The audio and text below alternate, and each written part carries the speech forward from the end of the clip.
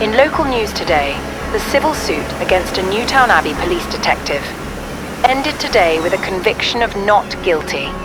The jury found no wrongdoing or illegal acts in the July 2022 incident, clearing the officer of all charges.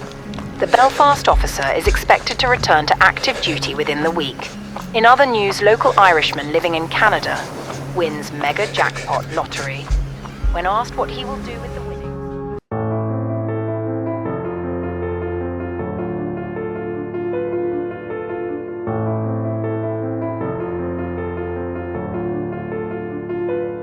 You got no place to hide.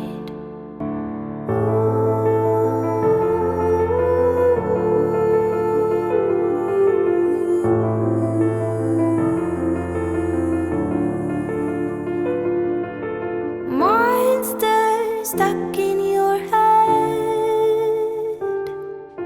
Monsters under your bed. Good morning, everyone. I'm sure many of you have heard I will be enforcing a new discipline policy for any officer who misconduct themselves while on active duty. The change comes after a number of complaints have been levied against some of the tactics used by Newtown Abbey police officers. We're all familiar with the case of Nathaniel Finch. He was a suspect in the disappearance and homicide of 2 young ones last year.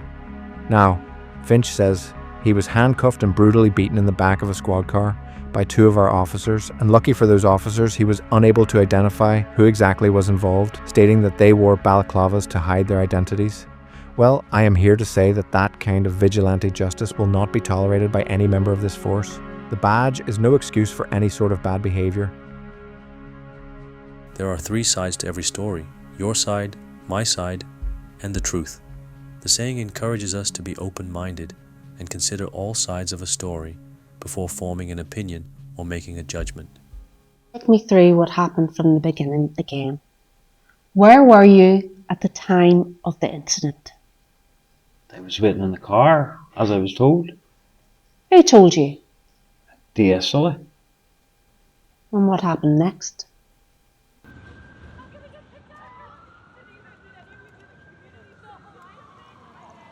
This is a waste of time. He's standing right there.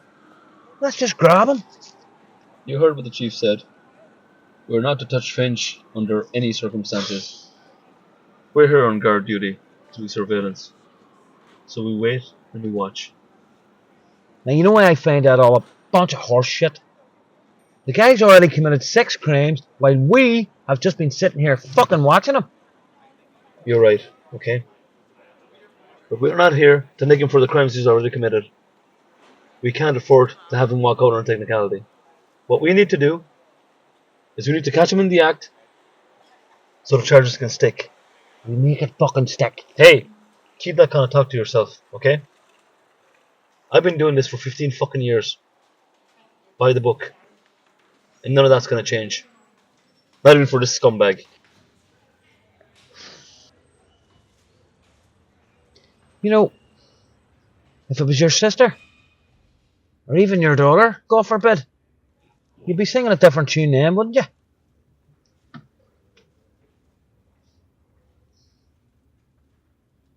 What the fuck is the matter with you? Huh? Why'd you have to go and say stupid bullshit like that all the time? You know, Connor, I love you and I respect you, but sometimes you can be a fucking cunt. Whatever, Jerry. You know I'm fucking right.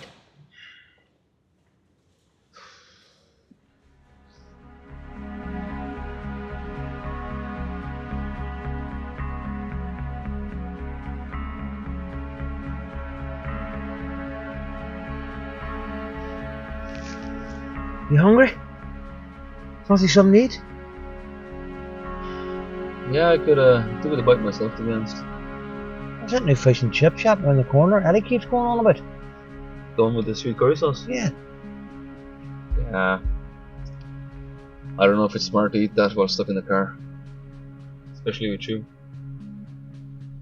But, now that you mention it, I'd like to try it. Oh, well, let's go, my treat. Hey, what are you doing? Going to get some food? Under no circumstances are you to leave this car. For fuck's sake, Jerry. I'm only going round the corner. I don't fucking care. The last thing I want is for you to do something fucking stupid while on the way to get fish and chips. So you can either sit here and wait till I get back, or we can both starve. It's up to you. But if you set 1 foot outside this vehicle, DC Brown, I'm going to write you up for insubordination. Dickhead. Now look, what kind of drink you want with your food? Fuck off.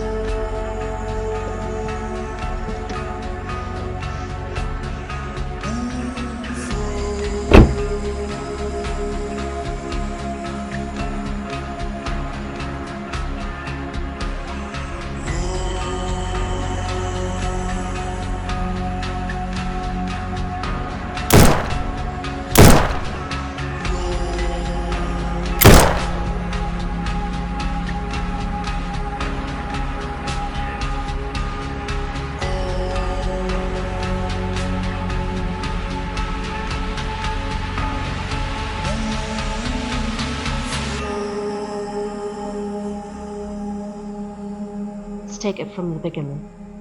Where were you at the time of the incident? I was waiting in the car as I was ordered. Who gave you those orders? DS Sully. And what happened next? I heard shots coming from the direction that DS Sully went, so I ran to investigate. And what did you see?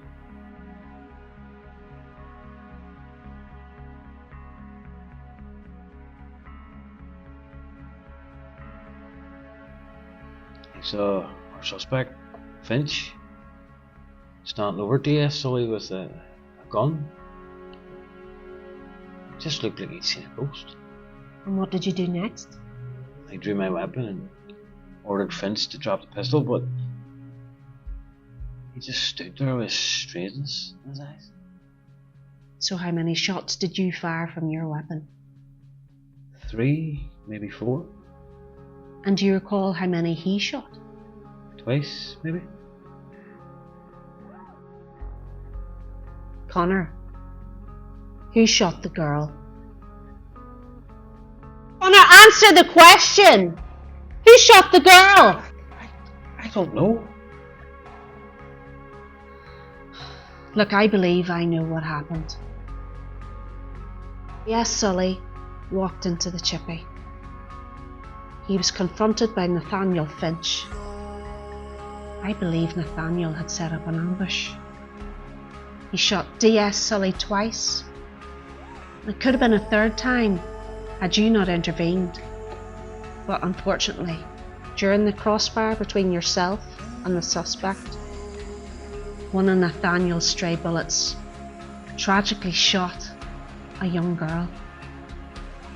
Look, it is unfortunate that that young girl lost her life.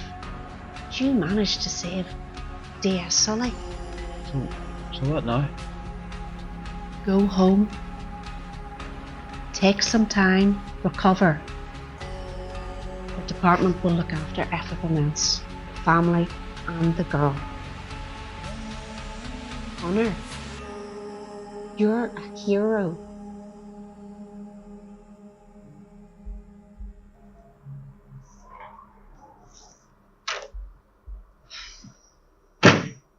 Hi. Hey, how'd it go?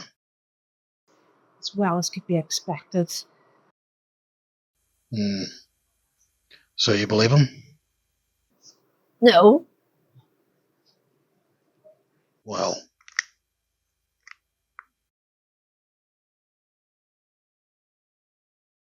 I got a theory. Oh. What is it?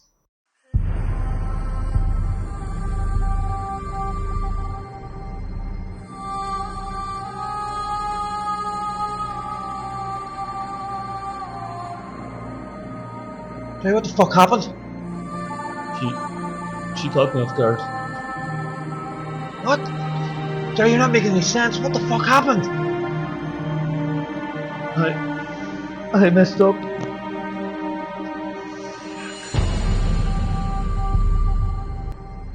Jerry, no!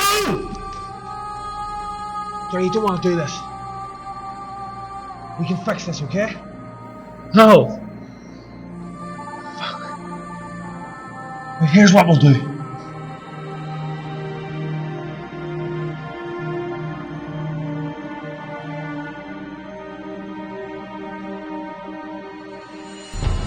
I think they planned this whole thing. I think Connor got into Sully's head, at least about Finch. As far as the girl, I believe that was an accident.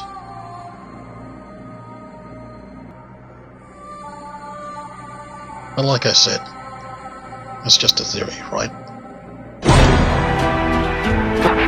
Blocking out, triple sub. Triple sub. My friend, please leave us alone.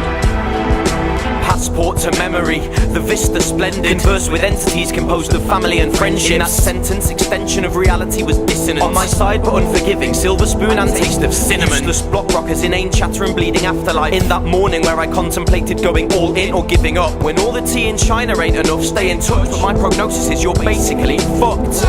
Alarmingly amalgamate all around you in the satisfying second when the weather's set to soundproof. I'm increasingly unable to tell whether I am dreaming, if I'm running or if the earth is simply moving underneath me. On a low wall a crow sat, soundtrack was slow jazz. Benny told me stories of my own past. I was promised other shores in a better life that's next, but all I saw was cloud shadow on an endless murky depth. Sometimes I catch the eye of a passerby and wonder why lucidity I'm blessed with always seems to pass her by. God bless her, she told me with a stare to get some help, since I felt connected to everybody there except myself. Fuck it, that's just Benny talking. I used to date Amanda back in Yorkshire, but she left me for a tyrant with the swagger of a porn star. Really less important, morning grimace to the doorway, train tracks to where the wars are. Short sharp shock for pillow sentiment, trade stories of hesitant contempt and fellow senselessness. Walls of the room began to shift to other angles, and then Andrew Marvell's trials cast a very barren shadow. In the garden, imagining a rosebed smelling sweetly, but Eve said it wasn't apple season, so go easy. How many more nights like this one are we able to endure? I've had 10,000 so far and I'll have several thousand more. Now the centurions pass warnings down the ramparts of the fortress. Benny on a crow's back, he's here to snatch your daughters. That is good. Have you not got any yellow Benzies? What's yellow Benzies? Jeez. I saw something from me, Mexico, really blue. The only thing that out is cold.